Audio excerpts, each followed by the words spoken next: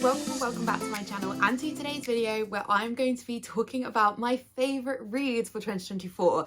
I really wasn't sure about filming this video. I do not feel like I had the best reading year in 2024, and especially when I look at my 5-star reads list for this year compared to 2023, it's not so great.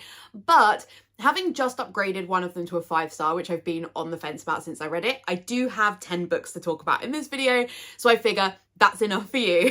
So I will go ahead and film it today. I am not going to be ranking these books from like worst to best because I'm thinking of doing an overall video where I rank every book that I read in 2024. Let me know if you'd be interested in seeing that. So instead, I'm going to be talking about these just in the order that I read them. We'll tell you what my #1 book of the year is because A, I'm not that cruel, and B, I say it in every other video, so if you've watched my other videos, you'll know anyway. This has also been really interesting looking at this list because more of these are audiobooks than they are physical reads, so I really need to do some self-reflection about that. But it does also mean I don't have a lot of the physical copies of these books to show you. I wonder whether I should go ahead and buy physical copies of these books because it feels a bit weird that the majority of my favourite reads of 2024 I don't own physically on my shelves. Anyway, let's go ahead and start talking about the books. So the first 5-star that I read was Yellowface by R.F. Kuang. This was really early in the year. Yellowface is a really interesting book. I don't read a lot of like literary fiction, which I think is the category that I would class this book in, but it could definitely also kind of lean sort of into mystery thriller, kind of. Either way, I don't read a lot of books in that genre, so this book maybe seriously impressed me for that reason. It's also the first time I've read a book by R.F. Kuang, she says, with like a special edition of Babel on her shelves, but anyway, that's a separate story. But so I guess this was my first time in really being captivated by her writing. I think she's an excellent author and I'm really excited to read more books by her. Yellowface is about an author called June, who is not a particularly successful author. She's really struggling to get her books out there, and she's friends with another author called Athena, who is significantly more successful.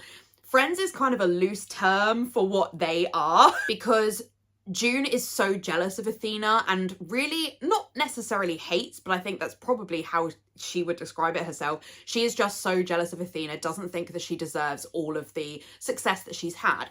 And one day, June and Athena are meeting up because June does still agree to see Athena every now and then. They're at Athena's apartment and Athena chokes. And June freaks out. She doesn't really know what to do and watches Athena die in front of her.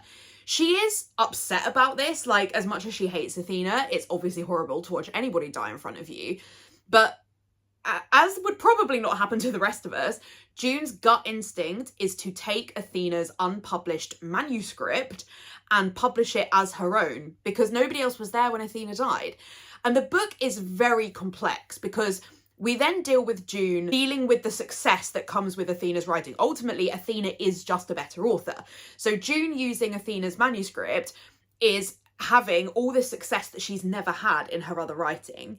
But also there is a sort of like thriller plot in the background. Somebody knows what she's done and is kind of sending her like threatening messages, and she's completely convinced that Athena has come back from the dead. So there's that plot line happening. There is also a story of racism here because Athena's story is written based on her heritage, and June takes that and makes it her own despite the fact that she doesn't have the same heritage. She even changes her name or takes a middle name or a maiden name or something to make herself sound more authentic to the heritage that she's writing about than she is. And then basically the book is sort of looking at what happens if somebody finds that out. I think that the publishing industry is very, very focused on people writing authentic stories about their heritage, about own voices, for example, with things like disability, for example, LGBTQ+. The publishing industry is quite strict, to be honest, on people writing about a story that is authentic to them. So I think this book is really apt because it really explores what happens when an author is writing about something that they have not personally experienced or that their family has not experienced. This is just such a great book, and the audio experience is fantastic. The audiobook narrator, I can like still hear her voice. That's so weird because I read this book like back in January. It really was one of the first books I read in 2024, but I still hear her voice like echoing in my head. I was so interested in what happened. I didn't want to put it down. I also love the cover. The cover designer for this book, oh, they knew what they were doing with this book. It's so eye-catching. I really want to get my hands on, like, I think it's the Fairy Loot special edition. There's a special edition which has like a typewriter on the side. I would love to get my hands on that because having that yellow face like poking out my shelves would just be amazing. But yeah, if you've not read this book, I really cannot recommend it enough, and I would really recommend the audio experience. Next up, another book that I don't own. This is one that I got the arc of through NetGalley, even though I think the book has been published already, so this was like a republish. This is Fool Me Once by Ashley Winstead, and what I didn't know at the time of reading the arc for this was that I had already read The Boyfriend Candidate by Ashley Winstead. They are not listed on Goodreads as being in a series, but I have put them in a series because they do follow on from each other. And having read The Boyfriend Candidate, as I was reading, I was like, yeah, I think that there is a story in here about Alexis's sister, and there is, and it's Fool Me Once. I really enjoy these stories. They are political stories about like the politics in Texas. And whilst I live in the UK, I'm quite interested in American politics. I think how can you not be? If you live anywhere in the world, the politics in America have an impact on everything. Fool Me Once is about Lee, who works for an electric car company, and she really wants a bill passed in Texas for greener electricity. And the person that has to help her do that is her ex-boyfriend, Ben, who works for the government. And Ben and Lee did, you know, they had this really hot and heavy relationship. They were so close when they were first together. And then for whatever reason, they broke up. Lee does not want to be back around Ben. As soon as she realizes it's him, she's like, no, I can't do this. But Ben is determined to help her get her bill through. Ashley's writing is really dry and funny. Lee is quite a complicated character. I don't think we always like Lee, to be honest. Whereas her sister Alexis in The Boyfriend Candidate, like, Alexis could be me. She's a much more fluffy person. She's like a book lover. She's quiet. She's shy. Lee is loud and brash and quite an extrovert. She drinks a lot. She's not necessarily somebody that we like. And Ben is quite the opposite of her. And so over the course of the story, we are really looking at a redemption arc for Lee as to how she can really make amends with who she was in the past, who she is now, in order to be a person who can offer a lot to Ben in a relationship. And I've like read through my review to remind myself what happened, because I did read this a long time ago, and Lee does something which is like why her and Ben split up. And a lot of the reviews seem to sort of say that that was not well handled, but I actually think that Ashley really did write a redemption arc for Lee that was a massive focus of the plot point about how she works through the damage that she did to Ben back when they were together, and also the damage that's done to Ben since then. Like, these are two people that are really not sure they should get back together, and it's a very complicated look at, actually, if this didn't work the first time, will it work the second time? And I just thought this was really well handled. It's great. I don't think that these books get enough love. Like, Ashley Winstead is a very well-known author for her thrillers, but I don't think that her romances get the, you know, the publicity that they should. So here's me saying to you, if you like a romance that is a little bit gritty with a little bit of politics, I say a little, there is actually quite a lot of politics in these books. You like something that's quite dry and witty, maybe have a think about picking these up. Another book that I listened to on audio, which is I think the best audio experience I've ever had, is Daisy Jones and the Six by Taylor Jenkins Reid. This is basically a fake biography about a band called the Six, who are forced to start working with Daisy Jones, who is an up-and-coming artist who's doing really well very quickly in her career. And the band manager is like, you need to be singing with Daisy to keep the band going. The band do not want Daisy there, but she ends up joining the band. And it's about the band then juggling Daisy being there and how that changes the dynamic of the story. The audiobook is full cast, so all of the characters have a separate audiobook narrator, so you can always tell who's speaking, which is very useful, because the book is written in a sort of biography, like ongoing interview format. It's basically all of the characters are being interviewed, and that's actually a plot point as well, is about the characters being interviewed, but I won't talk about that because it's a spoiler. But the particular interview element is very important to the story. I honestly felt like I knew Daisy Jones and the Six. I think it is based on a real life band, and I always forget which band it is based on because I'm not really a music lover. unless it's unless it's in a musical or it's Disney, but otherwise I don't really listen to music or follow bands, but it is based on a real life band. But I fundamentally believed that this band was real. I felt like I really knew them, and they are a messy group of people. This is a real rock and roll band of people that make mistakes after mistake. There is not necessarily a happy ending for everybody, and that I don't read a lot of books like that. As a romance reader, a HEA is like my thing. So reading a book that didn't have a happy ending and I didn't know what was going to happen, and it spans such a long period of time, we lose characters, people die because of how long the book is going on for over the course of these people's lives. It's so good. I love a lot of Taylor Jenkins Reid's books. Like, I first read Seven Husbands of Evelyn Hugo, and I know that that's most people's favourite. And I liked Seven Husbands, I like Malibu Rising, I like Kari Soto's Back, but Daisy and the Six is just... I just completely was so obsessed with these people. I binged the audiobook so quickly. Yeah, it's just incredible. It has been turned into an Amazon TV show, which I'm yet to watch because I just can't. I would love to, though I don't believe it will live up to the audiobook experience for me, but I will definitely watch it at some point. But if you think that you would like to... Like, I mean, I do like a normal celebrity biography anyway, so that's maybe why this one is my favourite, because I listen to a lot of celebrity biographies. That if you think this is something that sounds interesting to you, please, audiobook. It's the way to go. Next up, a book that, for reasons I cannot understand, I didn't give 5 stars at the time. I think because, to be honest, like, Yellowface and Daisy Jones are so up there. Like, there are different levels of 5 stars in my opinion, and they are kind of up there in the 6 stars. But this book is really good and well worth your time. That is Next of Kin by Hannah Bonham Young. Look at this cover by Leanie Kaufman. No one draws a cover like Leanie. I've never read a romance like this, and whilst it's set in the US, it feels very similar to the UK care system, and I do have friends that work in the care system, so I think that's maybe why this book hit even harder for me. So Chloe is a total people pleaser. She has a very complicated relationship with her mum, who is a drug user. She's been really left on her own for a lot of her life. Her mum gets pregnant and has a baby, and that's kind of where we start the story, is her mum has just had another baby. Her mum is in no fit state to look after the baby, and Chloe just does not, you know, she doesn't want the baby to go into care. Her mum is like, please take the baby. So she says, yeah, I will become the sort of foster parent for my baby sister. Chloe is not financially stable enough to meet the social services requirements. So they say you can look after your baby sister as long as you live with another person. She gets placed with another product of the care system, Warren, who is trying to get custody of his 15-year-old brother, Luke. The two of them, as soon as they turn it up, like Warren turns up at Chloe's flat, and it's like, this is not going to work. These are not two people who are in any way similar. And Chloe's like, I can't do this. I'm not going to get my sister. I can't live with you. But they are both so desperate to get custody of their siblings. They agree that they're going to make it work.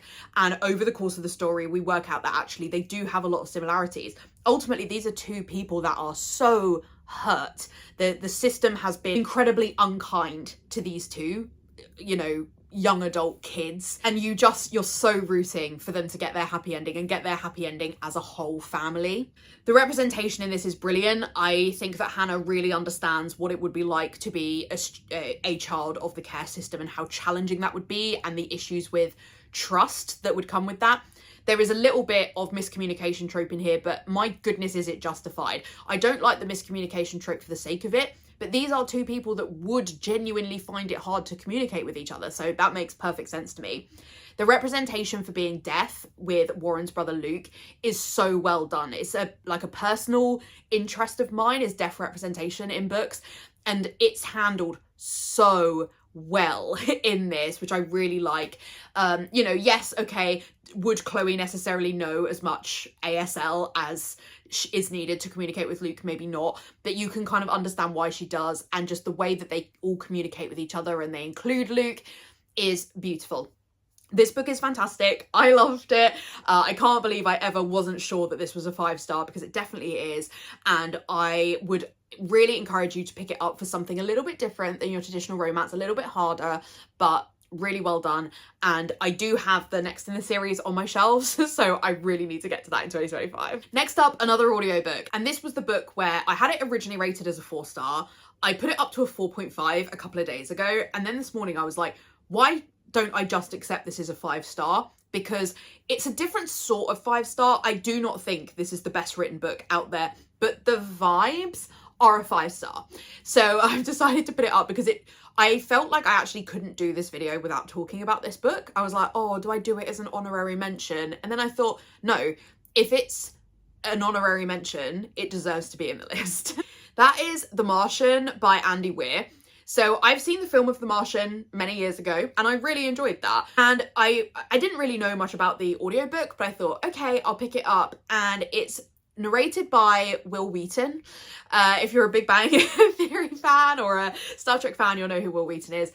And I really liked his audiobook narration of this. You have to really like the audiobook narrator for this story because you spend like 80% of your time in one person's point of view with no other characters around. This is about Mark Watney, who is an astronaut and he's on a mission to Mars with a group of other astronauts.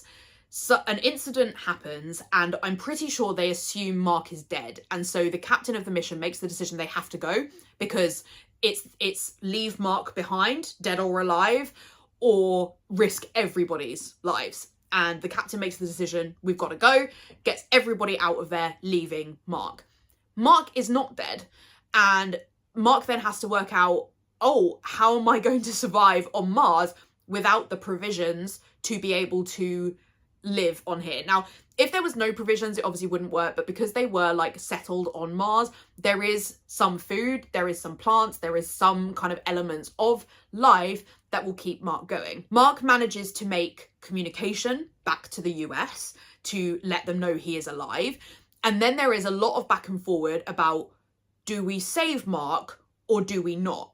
Because saving Mark would basically mean telling the astronauts who escaped and have, you know, are on their mission to home, go back and risk your own lives because you might not make it and go and save Mark. And Mark lives on his own on Mars for a massive amount of time before they are able to basically make the decision about whether they're going to come back for him. He is constantly like expanding his rations. He's eating barely anything. He's like dying on Mars in the hope that somebody is going to come back and save him. And I just loved the really like moral dilemma of who is more important, the one or the many. And obviously we know it's the many, but they are Mark's friend. These astronauts are Mark's friend and they don't want to leave him. And also the people back in the US, like NASA, are worried about the press of what happens if they say they didn't go back for Mark, but also should they be using public funds to go back for Mark and risking the lives of other people? It's so interesting. I've never read anything else like it. And we spend so much time in diary entries with Mark. So as I say, you really have to like both Mark and Will Wheaton if you listen to the audiobook, because so much of your time is spent with Mark. And I loved Mark. I loved being around him and getting to know him and getting to understand like how his mental health is affected by literally living on his own for months without contact with anybody. I don't think that this book is the best written book ever. I actually love the parts with Mark. It's the bits where we're back in the US that I think suffer. And I don't know if that's particularly because I listened to it on audio, where it's a lot of like, he said this, she said this. There's no variation in the word said. And it's like, okay. And Will Wheaton's voice is a little bit monotone, so that also doesn't help. Like, that combination doesn't work.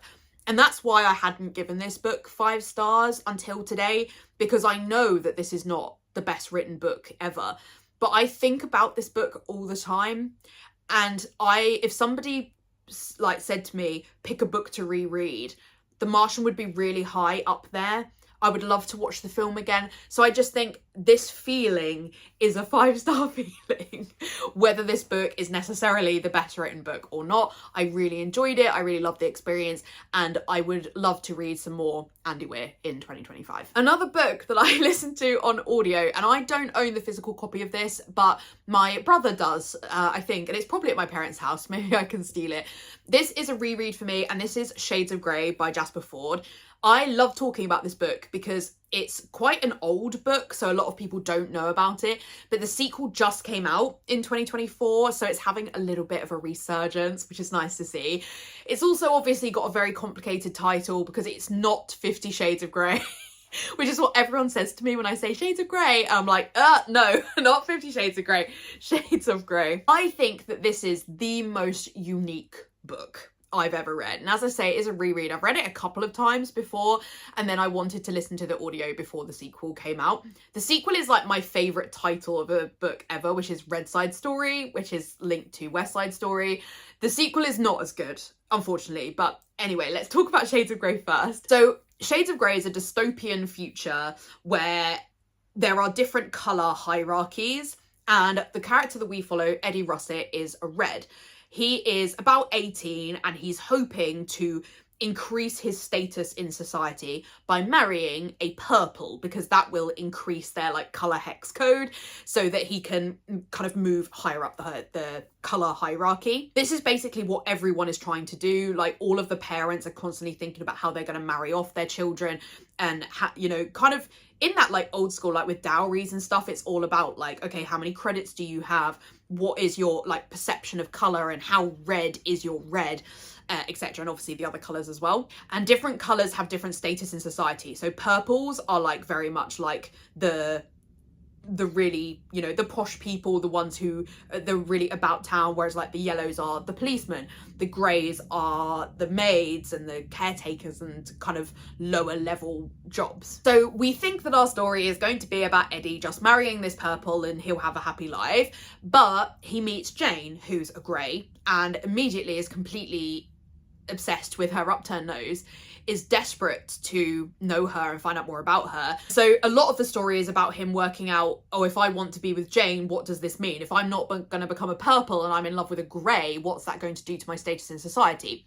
But also there's an incident that happens where Eddie tries to cheat the system and nobody likes that, and so he gets sent away like from his town to another town, and that's where he meets Jane. He's sent there to do a chair census where he's basically meant to just count the chairs. It's so random, this book. But also, along the way of this adventure, he finds out that things are not what they seem. There's a lot of corrupt elements. For example, everybody has a spoon with their postcode on, and then when he's kind of out in the wilderness, he realizes that there are potentially lots of extra spoons, or people are like asking him to collect spoons for them. His dad is also somebody, the colour swatchman, where they try and flash colour at people when they're like about to die. It can like kill them faster so they don't suffer too much. And that he realizes there's like a conspiracy there as well. It's so hard to explain because it's just so out there. It's so wacky, to be honest. It's very unique. Things I love about it, it's really funny. And it also has a lot of things that like refer back to our present, that they are sort of experiencing incorrectly in the future, like a lot of cultural and pop culture references. That's really funny as well. It's such a unique idea with like the colour system and about how you can colour up and colour down, and what it means if you are a red who's nearly at the top and then you fall in love with a grey. I just love it. I love this book. As I say, the sequel is not as good. We've waited 10 years for the sequel, and I guess it was a really big ask for a book to be as good as the first one, but I thought Jasper was going to do it, and then it just loses its way. It's overcomplicated. It has this whole side plot with the Wizard of Oz that, as a Wizard of Oz lover, I should have liked that, but it just didn't work. It felt like it didn't quite know what it wanted to be, and I guess it has taken Jasper 10 years to write, so unfortunately, I guess maybe he just couldn't find what he was looking for. But it was on like the best Goodreads list for fantasy, so it might just be a me thing. Regardless, I think that you should at least pick up the first one, though it does end on a cliffhanger, so you'll probably want to pick up the second. But I think these are still well worth your time. The audiobook experience is very fun. The audiobook narrator is great. He does a really good job at like narrating all the different characters with really different accents. Very fun, recommend. Next up, a physical book that I loved, which is Bride by Ali Hazelwood. Oh, look at that cover. And also, I met Ali in 2024. Absolutely amazing. Love Ali Hazelwood, okay? I've not loved every book by her, but The Love Hypothesis, Love Theoretically, I think are really, really up there in my favourite books of all time. Bride, I think I was probably always going to love, because I am a Twilight girly. I'm of the generation. So the chances of me loving this book were probably quite high. But this book isn't really like Twilight. It's just Ali is a Twilight fan, so it encapsulates some of the like Twilight joys. This was also not my first Where book of the year. I also read, I can't think of the name of it, but it's by Lana Ferguson, and I did not particularly enjoy that one, and I was really worried I wouldn't like Bride, but then I realised it's all good. Ali got me. We follow Misery. When Misery is young, she is basically like not sold off, but she is like given to the human world as a sacrifice almost. She basically is swapped with a human child to go and live in the human world for like 10 years as like a peace between the two worlds. She ends up loving being in the human world. She has a best friend, Serena, there. It really suited her. We meet her when she's back in the vampire world, and this book is once again about her being traded for peace reasons, but this time to the werewolf community. Serena is missing, and Misery believes that this is linked to the werewolves, and so she agrees to the marriage so that she can get into werewolf territory, you know, undetected, without people wondering what she's doing there, to see if she can work out where Serena is. Lo is the alpha werewolf, and that's who she is, they are marrying her off to. And obviously vampires and werewolves, polar opposites, they do not get on. But Lo is different to what Misery expected a werewolf to be, because he is a typical Ali Hazelwood book boyfriend. He is authoritative, but cares about Misery. He cares about his charges, he cares about his family, and it's about Misery realizing, okay, maybe the werewolves are not as evil as everyone said. You know, and a vampire and a werewolf surely can't have a relationship together, but maybe they can if they're marrying someone like Lo. This is like everything I would want an Ali Hazelwood vampire werewolf book to be, because it takes all of my favourite elements of Ali Hazelwood's books in terms of the book boyfriends. They are really, in my opinion, the best things about Ali's books, because these men are like secret cinnamon rolls, and Lo is the same, and that's the kind of man I want to read about. They are good men. I'm not interested in books about men that are like questionable, to be honest. I just don't want to read that. So it takes the best of that, but it does a different setting. It takes us away from the STEM setting, and it puts us into something that has loads of lore. It's got this mystery plot with Misery and trying to work out what's happened to Serena, and it has a lot of like werewolf romance stuff. Like, I've never read, other than Twilight, and that doesn't cover this, a like romance, a werewolf romance that includes like knotting and things. I thought all of that was handled really well, if you can say it that way. It's just, Ali's great, this book's great. I love it so much, and I can't wait for the second one. I think that this book would be really, really rereadable. I was just like flicking through it just now and thinking, oh, I would like really love to reread this. Next up, another physical book, and this is my favourite of the year, is Tangled Up In You by Christina Lauren. I talk about this book all the time, but in case this is the first of my videos you're watching, this is part of the Meant to Be series, which is a Disney retelling series. This is the fourth one, and they're all by different authors. You don't have to read them all. You don't have to read them in order. They're not connected. But personally, I think Kiss the Girl by Zoraida Cordova and this one are the two to read. I don't love the other ones as much, especially not the Beauty and the Beast one, tragically. But the Kiss the Girl and this one are great. But this one in particular, like Christina Lauren, they are amazing authors. They are really well known for their ability to write romance, but they just captured Ren and Fitz in a way that just like completely sold me from start to finish. So it is a Rapunzel retelling, obviously. And we start following Ren, who is 22. She's never really left the farm that she lives on with her parents. She's super smart, because she's like homeschooled, she can like build wind farms, and she has this amazing relationship with animals, etc. In the Rapunzel way, all she wants is to experience something else. She loves reading, she wants an adventure. Her parents finally agree to send her to university, even though she is a couple of years too old for kind of like starting uni, but she finally gets to go.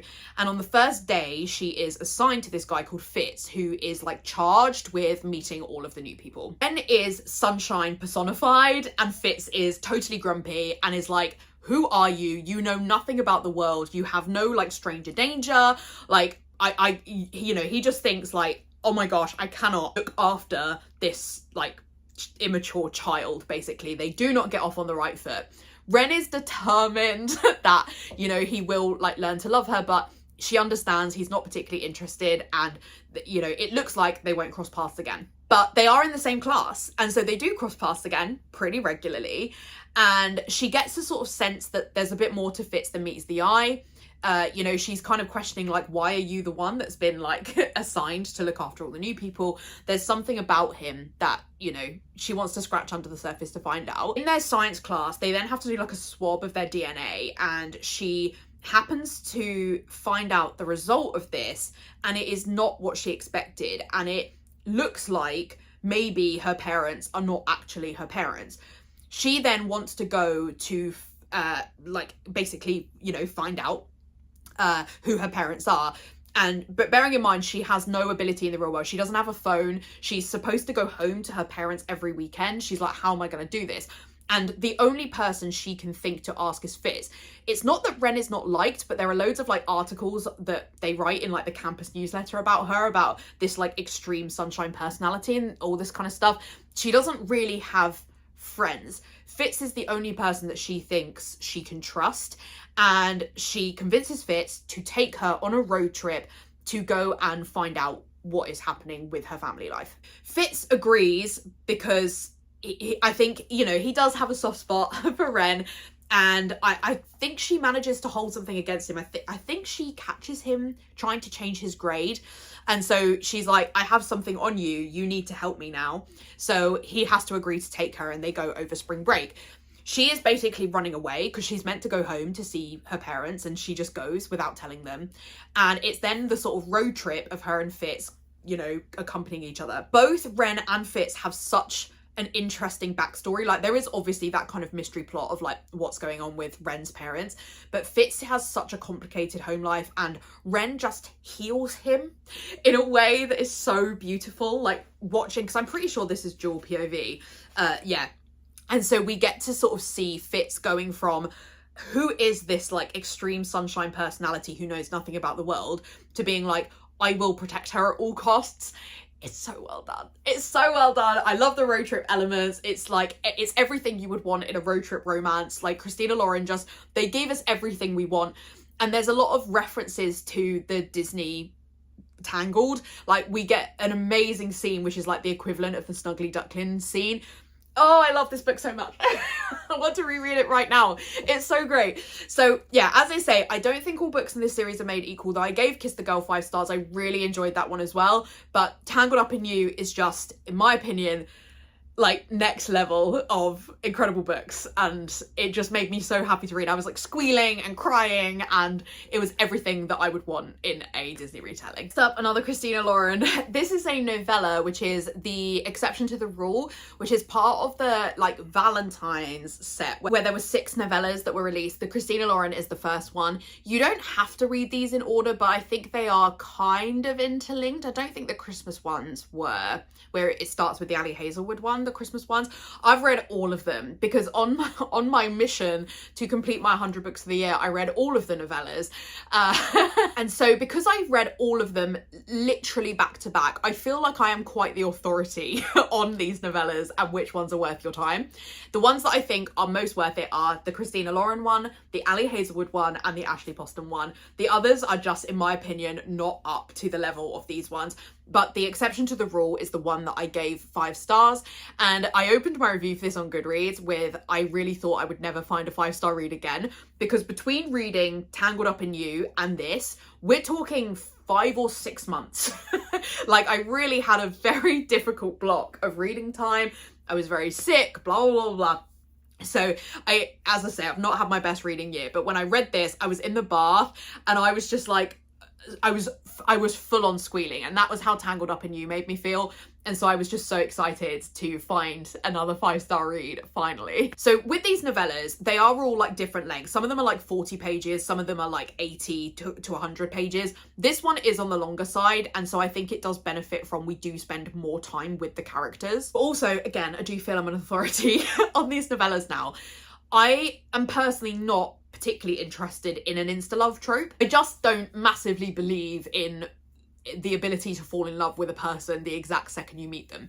And the issue with a lot of the novellas is that they have to rely on the insta-love trope. That's how you're going to get enough romance in there with only 50 pages of the book. It's that you don't have a history of them. The novellas that I like the most are the 3 that had backstory, because I think that the authors handled it really well with making you still believe that these were people you wanted to see together, even though you hadn't spent an entire book getting to know them. So in this one, we have T, who receives an email on Valentine's Day from a guy called C, and she doesn't know him, but she can tell from his email address that they go to school together. But they're like quite young at this point, like 14 or something like that. And they basically agree that, you know, they're not going to reveal like who they are. The first email is literally like, oh, sorry, you emailed the wrong person. He's like, oh, sorry, well, have a good Valentine's Day anyway. And then a year later, C emails T again and is like, happy Valentine's Day, like happy anniversary. And then we have 10 years of these 2 characters only emailing each other on Valentine's Day. And because it spans 10 years, we learn so much about them because they don't speak in between. So the benefit of that is that they have to catch each other up on their lives from the last year, which means that we also get caught up on what's happened without feeling like we're missing out too much. And these characters, things really change. You know, we go from them like moving to university and getting different partners, and like one of them will be with a partner while the other one is single, and then they'll swap the other way around. There's illness in their family, and so we deal with that as well. And there's like little like sneaky elements of things, so like an email address will change and things like that kind of show the development of time. So I thought that we were just going to follow these 2 emailing, and they basically kind of admit their feelings for each other, and I was like, okay, they're just going to meet up and then they're going to love each other and that's going to be great. That's actually not what happens. There is then we then move into the real world. So bearing in mind, we've been in like email territory for like 40 pages at this point, and that's the only way we've like met these 2 characters.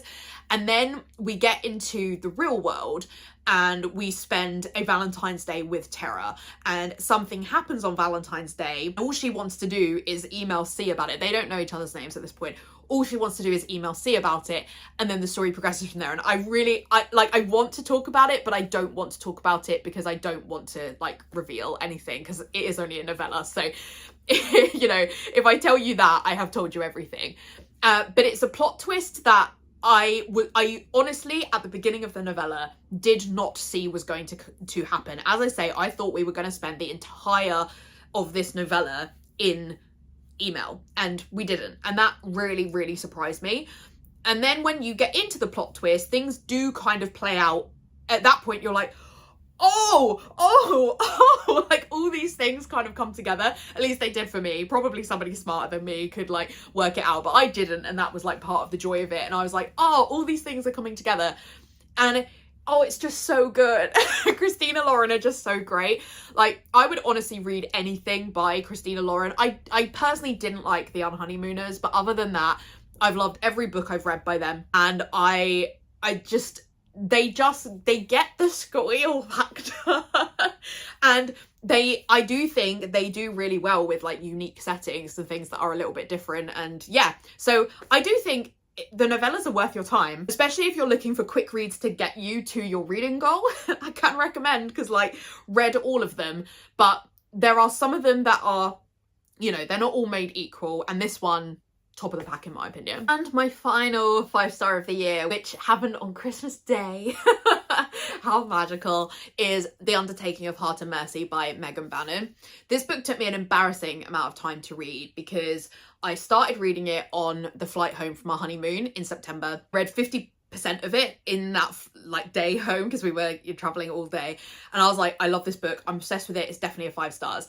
I got very poorly when we came back from honeymoon, and this book was like linked to triggering me for being unwell. So I'm glad we've worked through that, but it took a few months, and I picked it up again a few days before Christmas Day, and then was like determined it would not carry over into 2025. And I'm so glad that I got through it, because I loved part 2 as much as I loved part 1 of this book. This is a romantasy, kind of a cozy fantasy. Like, I think if you like Legends and Lattes, which I do not, but if you like, she says, having given it 4 stars, but yeah, that's a whole separate thing, but I should not have given that book 4 stars. But so I do think this is a cozy fantasy, and I think if you like Legends and Lattes, you would like this. But it does have a sort of romantasy element to it as well. So Hart is a marshal, and he's tasked with like killing drudges and protecting the land. He spends a lot of time alone. He's genuinely so lonely, and you know, when he sees people, he doesn't necessarily deal with the best with them. He doesn't have any family. He is genuinely so alone. And Mercy is the daughter of an Undertaker's, and this is predominantly a male-run Undertaker's, but Mercy is the only one of Roy's children that is willing to take up the handle and to run the Undertaker's. And it's hard work, because her dad has not formally handed over the Undertaker's. Her sister is heavily pregnant, so isn't helping out. Her sister's husband, Danny, who was their delivery driver, is now not their delivery driver because he's looking after Lil while she's pregnant. And their little brother, Zeddy, is like just kind of going off the rails and not really involved. So Mercy is overwhelmed. There's also not enough money coming in. There are competing Undertakers in this area. And she's like, how am I going to keep this place afloat? And Hart, when he comes in, like bringing drudges that he's killed from, or like bringing in bodies and stuff, Mercy has no patience for dealing with somebody who's like very surly and doesn't really understand how to deal with people, and they fight many times. And after one particular fight, Hart is like, I'm so alone, what do I do? I'm kind of, you know, I'm losing my mind here. And he writes a letter that is just addressed to a friend, and it's taken away and kind of sent into the ether, and he doesn't expect that anybody's going to write back. Obviously, this is a world of magic, and so the letter finds its way to Mercy, because she is somebody that also really needs a friend. And they end up having a like writing experience with each other. I think if you like Divine Rivals, you would like this, because these are kind of all retellings of the film You've Got Mail, which I've not seen, but it literally says this is a retelling of that. And, you know, these are two people that on the surface hate each other, but in the background are writing to each other. And they then kind of agree as Hart and Mercy to meet up in person to try and work through their issues. They realise that maybe both of them have understood the other one, and things progress. Hart then works out that he is Mercy's pen pal and doesn't really know how to tell her, and then we sort of deal with what happens from there. That was maybe the only plot point that I didn't love, because the miscommunication trope thing, or like the not communicating, was frustrating. You wanted to kind of just shake them both. But I thought that the flip side of it was handled really well. Because this is a fantasy, there is a lot of like fighting and war, and there's this kind of like backstory of like what's happening with the seedy competitor Undertakers and what's happening with the drudges and what does that mean. There's genuine threat in here, and particularly at kind of like 80%, I was like, oh, maybe we're not going to have a happy ending here. And I guess I just hadn't thought about that, because it's a fantasy book rather than one of my normal romances. And I was like, oh, we might not get what I was expecting. It's longer than I thought. Like I haven't read My Beautiful Fairy Loot edition. I was reading it on Kindle, and I thought we were at the end. And then when Stuart was like, how long have you got left in your book? And I was like, about 40%. So that's really concerning, because that means we have a third act breakup to go.